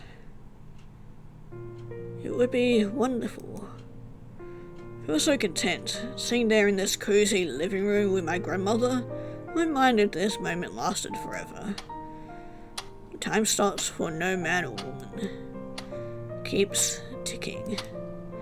15 minutes to midnight now, according to the clock on the wall. Perhaps it's actually 20 minutes to midnight, or 10. Not sure. Well, I'd love to talk longer, but Grandmother starts to yawn with the palm of her hand. I should be going to bed. Not used to staying up so late. You wouldn't want to go without your beauty sleep? Quite. Had plenty of excitement for one day, I think.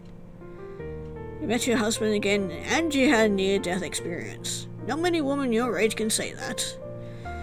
Sounds like something from a story. It really happened. I hope so. Part of me wonders whether it was all a dream. If it was, it must have been the most perfect dream anybody has ever had.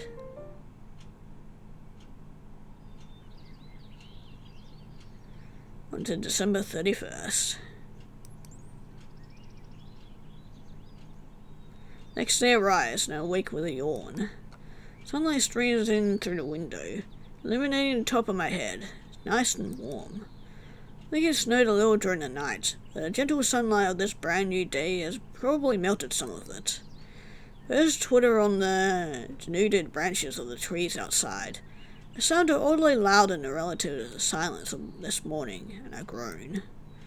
Part of me wants to open the window and shoo the birds away, but another part of me thinks that would require too much effort.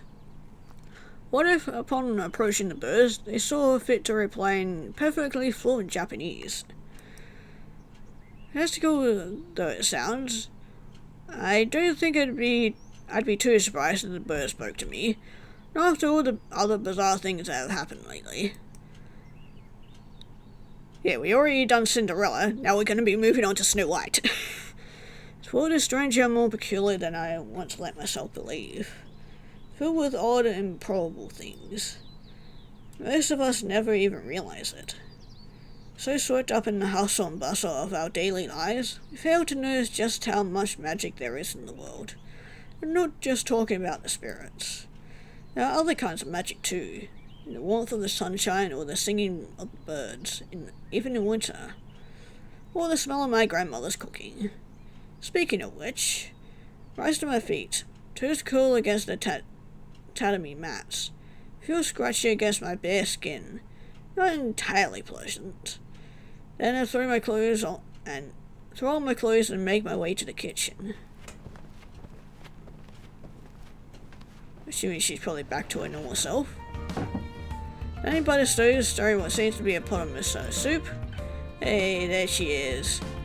Oh, you. Perfect timing. Can you help me set the table? Here's my grandmother. This time she really does look like my grandmother. The pretty young girl I met yesterday is gone. The woman in the kitchen, with her beige sweater and her choppy, weathered hands, is a woman I know very well. Grandma Yumiko. My father's mother. The woman who told me silly horror stories when I was a child. The woman who ate slices of watermelon with me outside in the summer.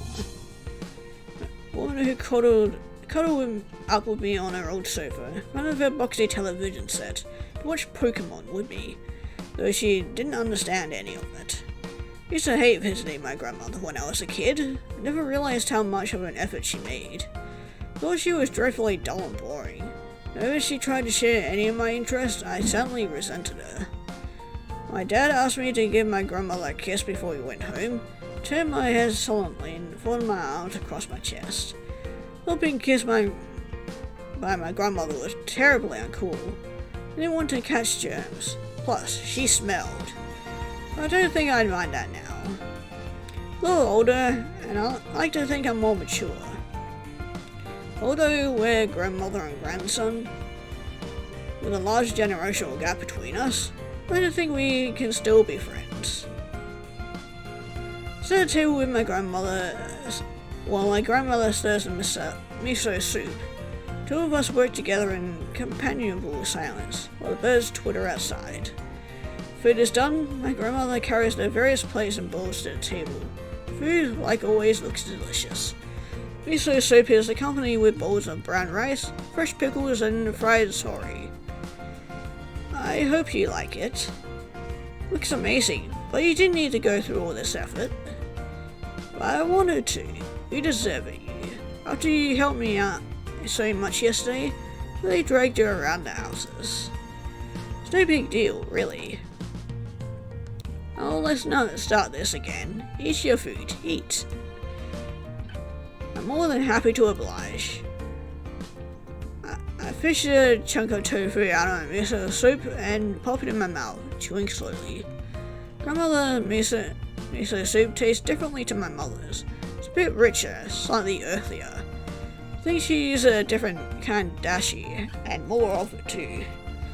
Never really liked the taste when I was a kid, but I developed a newfound appreciation for it. This is the food my grandmother made for my grandfather when they were still together. Made it with careful consideration, and it's filled with love. Yukinari always liked my miso soup. Learned to make it to suit his taste. I can tell it tastes, Fullest, trying to search for the right word. Warm. Well, I should hope it's warm. Wouldn't taste nice if it was stone cold. That's not what I meant, I know what you mean, dear. I'm only teasing. Yes, you like doing that. Look at me. I'm an old woman. I need to amuse myself when I can. Does it have to come at my expense? Why not? Your accents are rather charming. You're far more receptive to being teased than my father was. When I poked fun at him, he always lost his temper.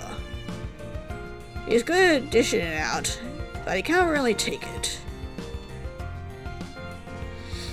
Two of us continue to eat together, heads bowed, bathed in the sunlight that spills in through the windows. Single shining day, grandmother was a young girl again. Now she is an old woman. She reverted back to the way she always used to be, like Cinderella.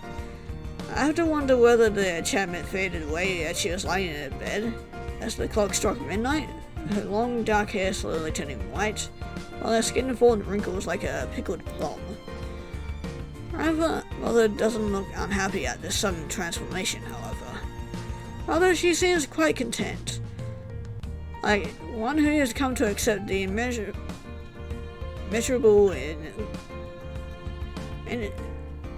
that of life. How does going back to your old body feel? Old being the operative word. Like I returned home, I suppose. Home? That's right. I enjoyed being a pretty young girl again, but this isn't who I am now. Not really. It felt too much like I was playing pretend. My body just doesn't feel like my own, if it's not riddled with a few aches and pains nowadays. Are you in a lot of pain? I'll make do. Not so unbearable. I've gotten used to it now. Because it can't be helped. That's just how life is. Don't you regret it even a little? I do miss the way things were, and there's no point in mooning about it. Past isn't something that's meant to be dressed up into modern times. You can't keep up. I mean, memories are more special, they remain memories. Exactly. Really wouldn't want to be younger forever. Then I had to watch the people I care about growing old without me. That would be much too depressing. Like you saw your grandmother and your mother getting old. It seems so strange and short that starts when I was a child. But all impressions are fleeting, I suppose. Time moves on. It does indeed. It might have stopped for me for a single day. I'm glad for it. It meant I could meet Ikanari again. But we can't live in daydreams forever. I thought you loved reading. I do love reading. Stories are filled with wonderful dreams. But more readers, even avid ones like myself, can make a distinction between real life and fantasy. Chew my food slowly, thoughtfully. Let the taste of my grandmother's miso soup spread across my tongue. As I swallow, I ponder. Will I be able to talk about the unerring march of time with such sincerity when I'm my grandmother's age? Will I be able to accept my gradual decline and decay as a natural part of life, or will I struggle against it? Will I try and fight the flow of fate, like a swimmer out at sea, tending to combat a fierce tidal wave? I don't know. Can't imagine coming to terms with a concept that is all-consuming as my own death. But I'm still young. I have a long life still ahead of me. Grandmother, meanwhile, has already lived most of hers. We have plenty of perspective. I have given time to get to where my grandmother is right now. Time is limited, know that, but when you're young, it seems to stretch out endlessly. Infinitely. There's a whole wide world out there for me to explore. I'm just getting started. How are you? Do you think you should be leaving soon? Leaving? To your home, your family. They're probably missing you. Ah, she's right. I only ever intended to stay here for a couple of days. Now those couple of days have passed, however, I wouldn't mind staying here a little bit longer. That's very sweet of you, dear. But do you know what day it is? December 31st. New Year's. Supposed to go to the local shrine with Mum and Dad in Tokyo tonight. I almost forgot. How could I forget? Well, I mean, it's been one hell of a couple of days, so... That's right, you should be going. Parents will miss you.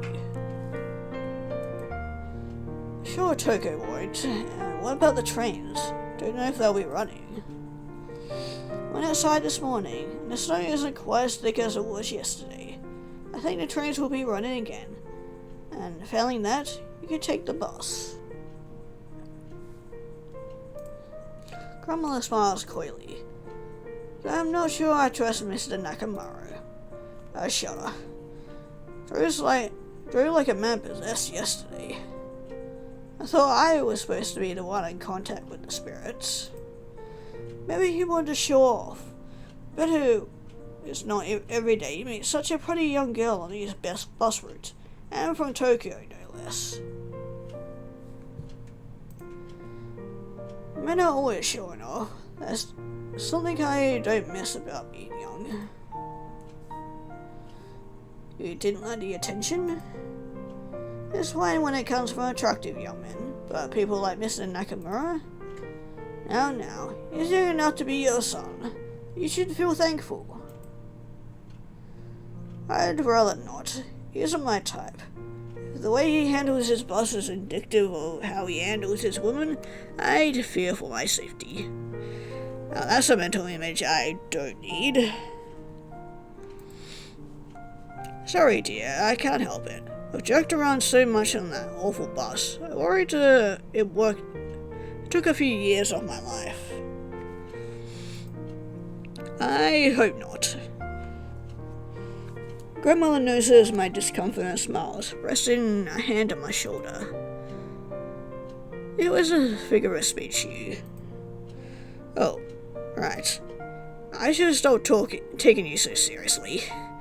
Almost everything that comes out of her mouth is some kind of silly joke. She's always been this way. I know I like telling jokes, dear, but even I have important things to say sometimes.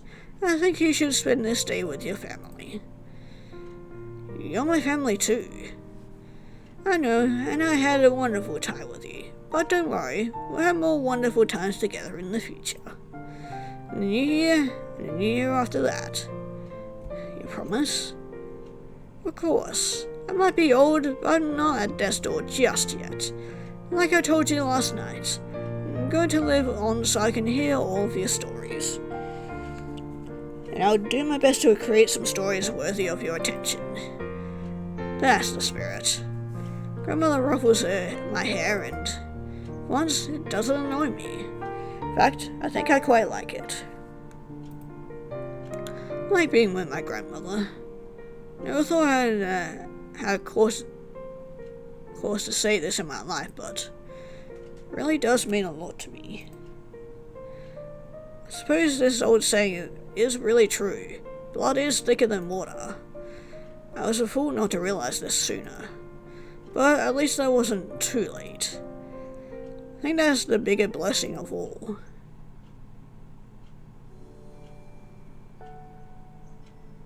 Aw, that's the end.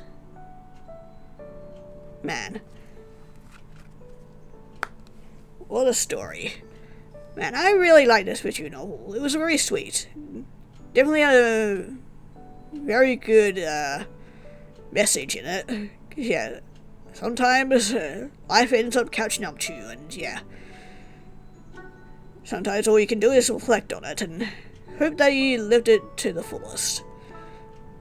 Sometimes it doesn't need to be like fucking extravagant and you have to be like rich and popular and all that bullshit, but yeah, just as long as you had fun during your life and whatnot. And yeah, as I said before, lived it to the fullest you could possibly do. But yeah, that was A Winter's Daydream. That was a really nice visual novel. I liked it. It's very pretty, and thank you for reading. But yeah, that was a lot of fun. But yeah, if you guys want to give this a shot yourself and...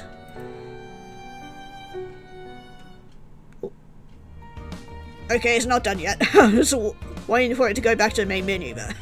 Okay, for the last time, I'm not wearing a kimono. Oh, Tommy, I think it would suit you. No, it wouldn't. It's so hard to walk in. Old-fashioned too. But I brought one for you specifically.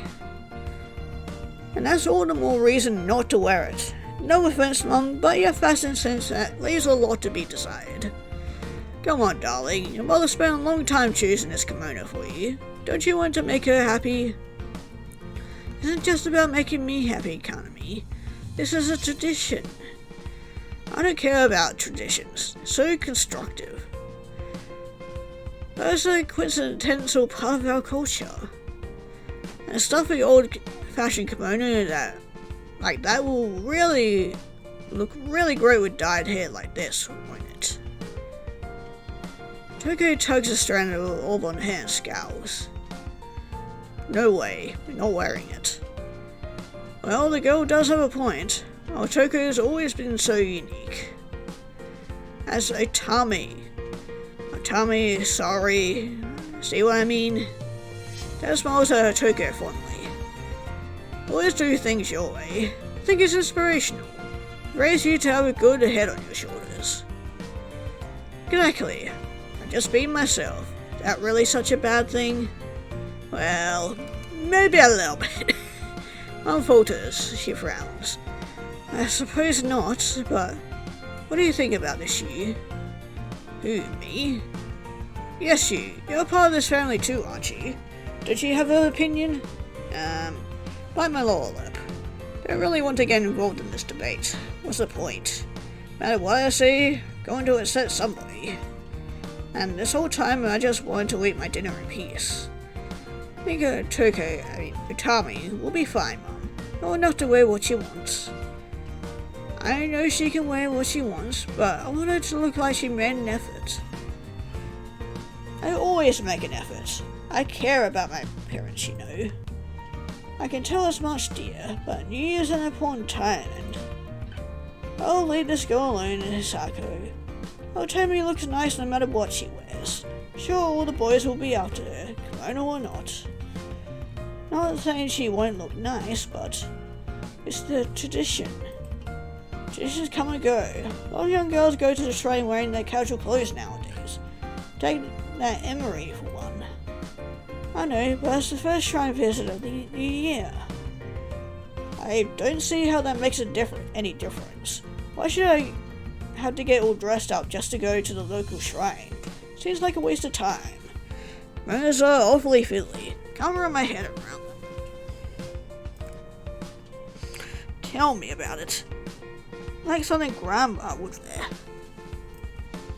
I don't know if she can manage her kimono anymore. Used to wear them all the time, but been letting herself go a bit lately. Ever since Dad passed on. There, you see? Not even Grandma wears kimonos anymore. Why should I have to? Oh, very well. Really can't be persuaded. I suppose I'll let it slide. Huh, thanks, Dad. Dad winks at Otoko and ruffles it. Anytime, sweetheart. No, Otoko doesn't like it when people play with her hair, which takes her a while to fix it, but she endures my father's affection with a forced smile. There's always doting on Otoko. No, he likes her the best, though he never says it. Parents are supposed to have favorites, but Dad's fondness for my little sister is so obvious. You can see it all over his face. If you change your mind though, leave your kimono on your bed. It would be a shame to waste it after I bought it for you. Thanks for the consideration, but I don't think I will. What I'm wearing right now is fine. Ella pinches her lips together like a martyr, expression one of suffering. If you say so, dear. But maybe I'll touch up my makeup again. Like you said, Mum, it is New Year's. I want to look my best. I think my makeup looks fine already, dear. Mum tries to reassure my little sister, but Toko isn't listening. She's already walking away. Mother sighs and massages her temple with her fingertips. Looks tired. That daughter of ours. Always been so willful. I don't think that's a bad thing. Not the sort of girl who'll get taken advantage of. Not like you here. What do you mean, not like me? You can be a bit of a pushover sometimes. Used to get so scared of my mother's silly ghost stories. That was when I was a child, Dad. Maybe so, but you still look like a child to me. Gee, thanks. Well, no matter what you look like, you'll be managing in Tokyo well enough this last year. Guess my little boy is growing up after all. That smiles at me. For once, it doesn't look like he's making fun of me. I'd be more touched by his words if it didn't sound so very surprised.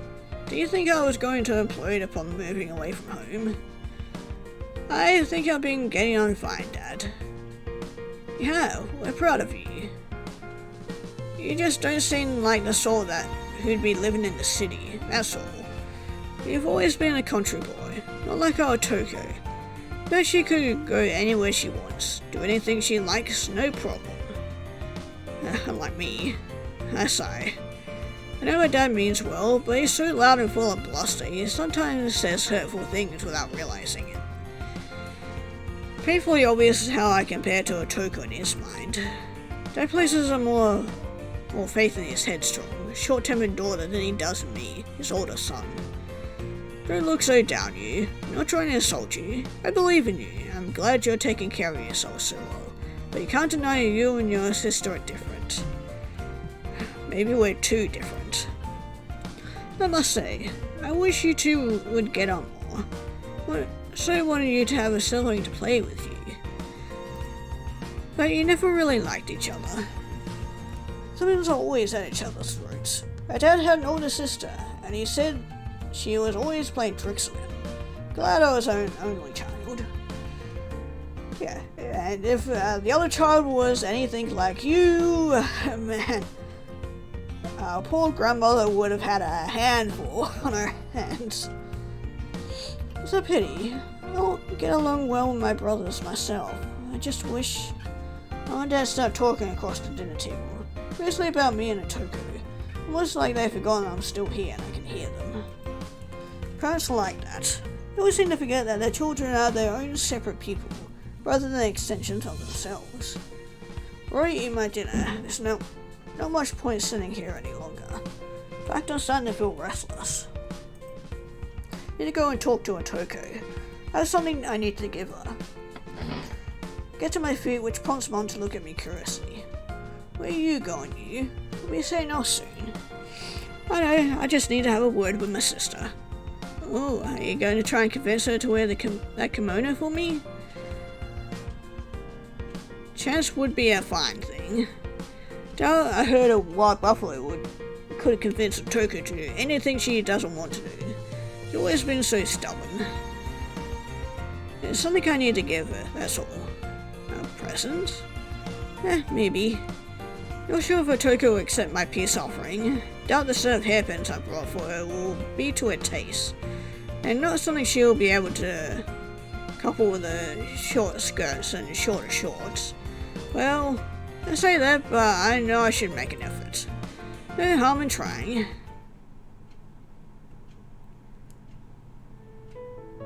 It's been a while since I last went to Otoko's bedroom.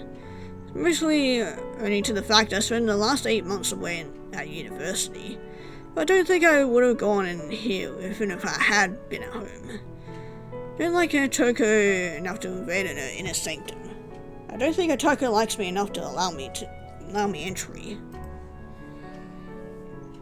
That's what I assumed anyway. But to my surprise, Otoko opened the door to me with nothing more than a raised eyebrow and biting. Oh, don't just stand there, come in. Bedroom is more or less the same as I remembered it. Bedspread and pillowcases are cute pastel pink, as are curtains and the circular rug on the floor. There's an old worn strawberry plush in the bed, living amongst the pillows. I think it's a holdover from Otoko's childhood. She used to love strawberries, and she always tied her hair with strawberry-shaped ties. Desk is pushed into a corner, with a laptop and desk lamp and a few other bits and pieces strewn across it. The typical girl's bedroom, I suppose, but it doesn't quite suit the girl who actually owns it, with her dyed hair and her fashionable clothes. Otoko has outgrown her bedroom, just like Alice in Wonderland. It becomes so huge, figuratively, not literally, I can't quite contain her anymore. I frown. Haven't you thought about doing a bit more with this place? There's no point. I'm not going to stay here much longer. You have another 2 years before you can go to university. Oh god, don't remind me. Making me want to kill myself. With what? I'll find a way. I can be resourceful. Otoko glances distinctly at the folded kimono lying at her bed. There's a matching nearby too, and a delicate pair of toe socks. Otoko looks at them with undistinguished disgust. Does she think I'm not old enough to dress myself? I think she wanted to get you a present. But she should know I don't like wearing that stuff like that. When was the last time I wore a kimono anyway? Years ago. The shift is suddenly awkward. Plastic bag unclenched behind my back crumples between my fingers. Maybe this was a bad idea after all. So, Otoko gives me a lofty look, like she is some kind of princess, one hand resting on her hip. Why are you here, dear brother? It's not often you deign to pay me a visit. Sounds a little irritable. I wonder if it's because amongst pushness, or my mere presence. Or both. Or maybe it's both. If you talk like that, I came to a... Crap. Practice this little speech in my head on the train coming back from my grandmother's home. Saying it out loud is more difficult than I imagined. Why do I feel so nervous? This is only Otoko, for goodness sake. No one had my almost all my life. Not like she is a fire-breathing dragon. I think. I just wanted to, just hurry up or I'll die of old age here.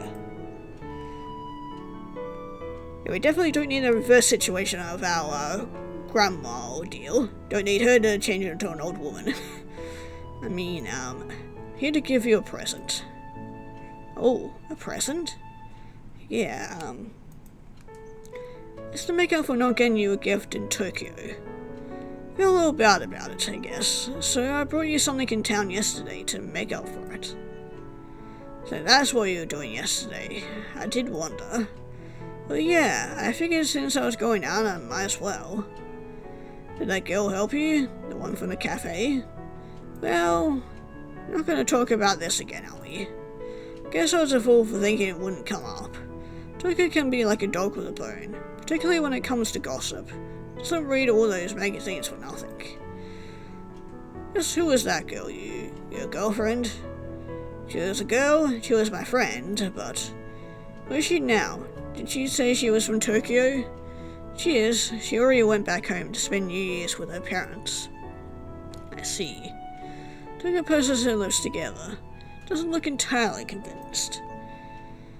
So she only came down here for a day? That's right. Spend time with you. Why is she acting like that's the most unbelievable part of my story? I guess. You guess? She's goss. Mean you didn't know? We're not that close. Know how it must look, but she really isn't my girlfriend. She only came out here because she wanted to see the countryside. Both members of the photography club, so you wanted to take some photos. Really am a member of the photography club at university, but my grandmother obviously isn't. I do have a couple of female friends in that club though, so I guess there's not a complete lie. I see. So you seriously went on a date yesterday? No, we were just shopping. You must really like her, you, to go shopping with her? You know how you feel about that. Don't be so prickly. Really am trying to be nice to you. Oh, you're doing this out of the kindness of your heart? Is that really it? What do you mean? Please, I'm not an idiot, dear brother. I can smell blackmail a mile away. Don't want Mum and Dad to know about your friend, so you're trying to buy my silence. That's what this is all about, isn't it? I'm being stupid. I brought this gift because before I even ran into you and Emery. That's what you say, but how am I supposed to know that? This isn't going well. Well, that gift hoping I could somehow reconnect with my little sister, but the gap between us feels even larger than ever before. I was standing in her bedroom, largely a relic of her early childhood. It doesn't feel like we're bonding. In fact, it feels like the exact opposite. How can I convince her? I'm not lying. You can believe whatever you want, but that girl wasn't my girlfriend. I didn't buy you a gift to butter you up. I bought you a gift because I wanted to. And why would you waste your time on me? I know you don't like me. I don't know if I've always been the best older brother. I want to show you that I'm sorry. You're sorry? Yeah. Go ahead, a little abashed at my own guilty confession. For some reason I can't quite meet my sister's eyes. You don't need to like the gift. In fact, I think you'll hate it. And you don't need to like me, but I really want you to know. Swallow and take a deep breath. It can be a pain sometimes, and I don't like how you talk to me, but that doesn't change the fact that we're family. I guess thinking about it a little, I've always been jealous of you. Hey, you. Toko looks at the floor, voice unusually awkward. Don't need to hit me with all this mushy stuff, really. I don't care if you have a girlfriend. I was just trying to annoy you. I figured, but what I say is true, you know. I was jealous of you. It's always Dad likes you best. Always got better grades than you, but no matter what I did, Dad praised you and spoiled you instead. Acts like you can do no wrong. Always princess. Oh, do you want to be Dad's princess too? Not really, but I'd like to if he had a bit more faith in me. Doesn't help that you're so confident, pushy and headstrong, and I guess I've always been in your shadow. That's why I used to bully you when we were kids. That's why I've been so cold to you lately. But I think it was wrong of me. I was being immature, so pulled a carrier bag from behind my back and handed it to my sister. Here, take it. Don't think you'll like it, but I'm no good with women's fashion. Guess it's the thought that counts. Plus, the hair's been pretty expensive. Not that I can tell Otoko that, even if she does end up hating them. Telling people just how much money you spend on them is a pretty gauche move. Still, I can't help but worry about the girl in the antique shop swindling me. Said the beads on the top of the pins were real topaz and jade. Now I'm beginning to have my doubts. Not a professional jeweler, and I wouldn't have been able to tell the difference. If I were Toko, I probably would have demanded proof for all her lofty claims, then haggled the price down for half of her asking rate. But I'm not Toko. We might be related, but we're not at all alike. Well, you're acting totally weird today, but whatever, I guess it's stupid to turn down a free gift. Taka has the carrier bag for me. Fingers grip it slowly and tentatively, though it contains spores from a deadly mushroom. Maybe she thinks it's some weird, unhanded attempt to poison her. No, I haven't been the nicest to her in the past, but it's not like I want to kill her, really. At least not yet. Toko opens the bag cautiously and peers inside. Eyes narrow. She blinks. Then very slowly, she extracts one of the antique hairpins from the bottom of the bag. Turns it over in her hands. What is this? It's a hairpin. Looks ancient. I think it might be, yes. How strange. Though the hairpin is worn and scuffed from age, it still shimmers beneath the lights of a pale pink bedroom. Looks prettier than it did in the antique store, but surrounded by shelves upon shelves of old tat. Maybe from the gloomy environment, it now seems more special somehow. I can tell how old this pin is from a glance, but that only seems to add to its worth. Not a newly manufactured piece of jewelry. Something that could be displayed in a shiny magazine. Has some real history. Toko, however, remains oddly quiet. I guess I can take that as a rejection. You don't like it, do you? Didn't think you would. You know it's not really your style, but... Right, it's not my style, but it's kinda pretty. You think so? The bead on the end. Looks like it's made from something precious. Maybe I said some of these hairpins are made from topaz and some jade. I bet these cost a lot of money. Not that much. Don't want to know the truth. That would be much too embarrassing. Well, it's a bit of a pointless gift. I mean, I can't wear this outside. I wouldn't go with any of my clothes. I figured. Would have been much better if you bought me a bikini, and more cost-effective too. That swimsuit would have been half as expensive as these pins. You're probably right, but I appreciate the thought, I guess. You mean you like the gift? Kind of. I mean, it's not something I choose for myself, but it's exactly the kind of thing you choose for me. So I guess it's alright. It's a very you-like present. More than a bikini? That should buy me anything useful. For the finer things in life. I think you're pretentious, and you're not even a real hipster anyway. You still watch Dragon Ball. Dragon Ball is good. It's popular for a reason. Popular with little boys, you baby. Hey, it's got a new season not that long ago. There's all the fans that are watching it. You grew up with this series. Whatever. Toko rolls her eyes. Doesn't look very impressed by my rebuttal. Not as smart as you think you are, but... Well, this present was a nice surprise, even if it was a bit useless, so... Thanks. You mean that? I wouldn't say it if I didn't. Oh, thank God for that. I'm starting to sweat a little here. I mean, worst comes to worst, she can use it as a murder weapon. Don't know how sharp those hairpins actually can be, but never would have thought that my picky little sister would respond to my presence so positively. Well, I guess her reaction isn't completely positive, but at least she thanked me. It means more to me than she may ever know. Maybe my wish wasn't so impossible after all.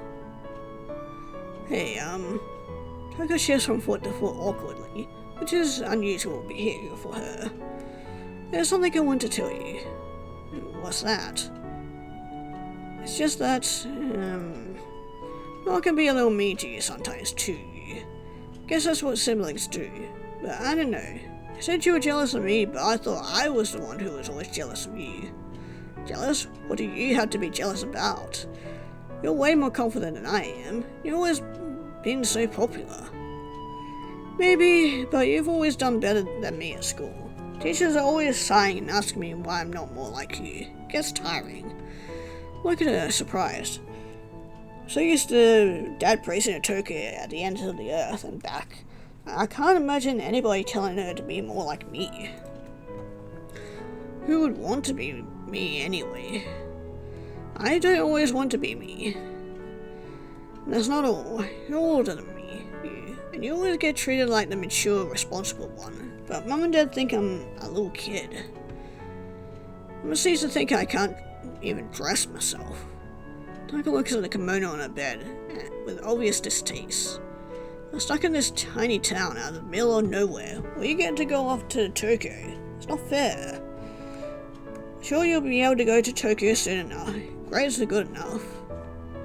Not as good as yours. Yeah, but being confident can go a long way. Compared to you, I'm a loser who still watches Dragon Ball, remember? Heh, well, you got that right. Toko grins at me, her eyes glittering with childish mischief. I smile back at her. Can't help myself. First time in a long time, actually having a normal conversation with my sister. Getting along with, like a sibling should. Almost feel like a miracle. You know I'm being unfair though. I mean, you can't help being older than me, any more than you can't help being a massive nerd. Pissed me off so bad, thinking you were off in the big city while I was stuck here. But I knew I was being irrational. Town isn't all that bad, you know. We have a lot of friends here. It's totally not barren. I guess. But Toko doesn't sound convinced. Well, I'll get older eventually. Then you'll wish you were a teen again. Heh, maybe. Never thought of it like that before. Well, whatever. I can't wear these pins with my normal clothes, but it would be a shame to waste them. I want to get a bit of use out of them, at least. So, what are you gonna do? I can test her fingers against her nose. You just have to wait and see, my dear brother. Is she gonna wear the kimono? Wonder what could be taking Otoko so long. Already gone so late. Right to Sasako. She'll be doing her makeup. Don't you want her to look nice? I do, but I want to get to the shrine in good time. Takes a while to walk over to the shrine. Oh, don't watch so much. You get wrinkles when you do that. I have wrinkles already. I mean, yeah, with dealing with Toko for days on end and hours on end, yeah, it wouldn't do that to you. I didn't even notice them, dear. You look wonderful to me. Oh, well, if you really think so. Mom still looks unsure, but she smiles all the same. Guess she's allowed Dad's silver tongue to talk her over. Dad grins, pleased with his success, throws his arm around Mum in a warm embrace. That's the ticket. You look lovely when you smile. Don't be silly, dear. Not being silly. Being deadly serious. I'm a lucky man, having two beautiful women in my life. Dad glances at me and laughs. And her hands are on, of course. Thanks. Wait away, you. Dad's eyes sparkle. I think I know where he's going with this. Same title joke he always uses whenever it happens to cross his mind. I grit my teeth together, trying to prepare myself. You're quite pretty yourself. Ever thought about being a male model? Then he laughs, uproariously. Though he is the said the funniest thing in the world. Bite down my lower lip to stop myself retorting. I know my dad's a good man and he means well, just says stupid things sometimes. Not the most tactful of parents. Now, speaking of models, I can see a vision of loveliness coming down the stairs right now. Turn my head. So that's Mom. There, standing in the entrance hall. Hey, she's wearing it. It's my younger sister. She has forgotten her casual clothes and is wearing the kimono Mom picked out for her. Not really a Toko style. Kimono is a little staid in plain colours without much of a pattern to set it off. It's very safe. Kimono smooths out the curves of a Toko is so proud of, rendering her whole body straight and flat like a plank of wood.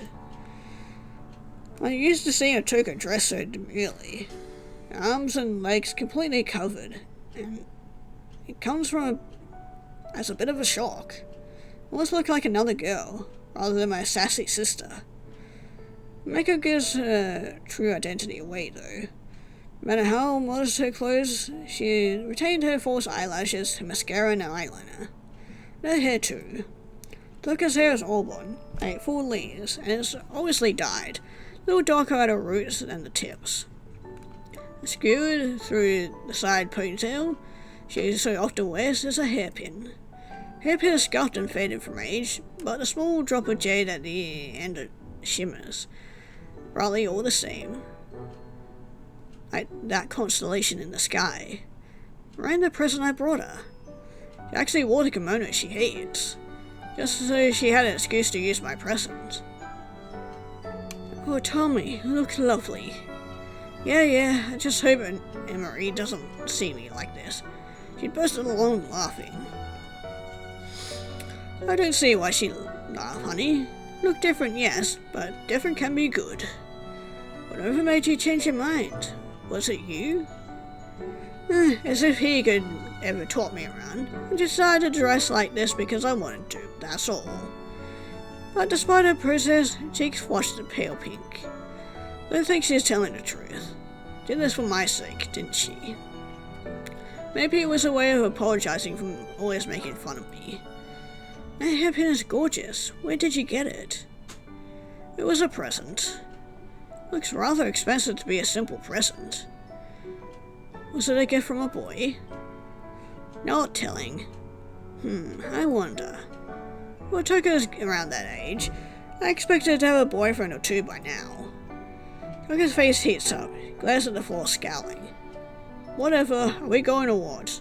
No, I'm gorgeous, but you don't need to stand there gulping. Of course, we should get moving. Yeah, before she changes her mind. That's right, we wouldn't want to miss out on the festivities. I can hardly wait. Four of us prepare to leave the house. I glance over my shoulder to a Toko. I'm in a bit of difficulty with her wooden sandals, trying to balance on one leg, sliding the sandal onto her feet, but a constructing kimono makes it difficult. Nearly overbalances and she swears under her breath. That was about what I expected from a Toko. This is weird and simpering. Might be wearing a kimono now, but she's a far cry from traditional Japanese beauty. Don't think a Toko will ever change her ways, but I don't think she needs to. Happier the way she is. I guess I'm happy she is the way she is too. Though we've never seen eye to eye in the past, don't think I trade my sister for the world. Blood is thicker than water. Hey you, why are you looking at me like that? Is my eyeliner wonky? Oh, no, it looks fine. I was just thinking. About what? Well, I should probably thank you, I guess. Why? Wearing one of those hairpins means a lot to me. Like I care. I'm not doing this for you. You sure? Why sure? I just didn't want you to feel bad, because you spent a lot of money on something stupid. I appreciate it. Whatever, shall we go? Gonna hold up Mum and Dad. Oh, right, of course. Two of us leave the house, stepping out briskly into the cool night. Stars up ahead twinkle brightly. What if I could name all the constellations? grandfather were with me, sure he would. But I have something more precious to focus on right now. My sister, Toko. No wait, that's not quite right. Been making one crucial mistake for a long time, and it shouldn't be too late to try and make amends. Hey, what is it now? Are you gonna say something mushy again? No. Well, maybe. Ha, knew it. I was just thinking. In the end, pretty happy I have you for my sister, Tommy. Oh, hearing you call me that feels a little weird. Why, is that what you want to be called? Yes, but you've never bothered remembering before. I know I haven't. It's easy to get stuck on old habits when I'm naughty for so long. But I'm gonna try doing my best. Don't want to upset you over this. No, thanks. I appreciate it. Guess we'll see how long this change of heart lasts. The two of us walked together through the streets, the soles of our shoes falling against the ground. Hairpins screwed through my sister's hair, sparkles beneath the moonlight. So breathtakingly beautiful, it's hard for me to look away. All things considered, I think this is going to be a very good new year indeed. That it is. Aw, well that was a very sweet extra ending. I was wondering what was going to happen between him and his sister, but I'm glad we got our ending and whatnot with them. But yeah, I hope you guys enjoyed my little playthrough of this. It was a nice read-through. If you guys want to check this out for whatever reason, link will be down in the description below, and yeah, we'll be moving on to potentially another Christmas game.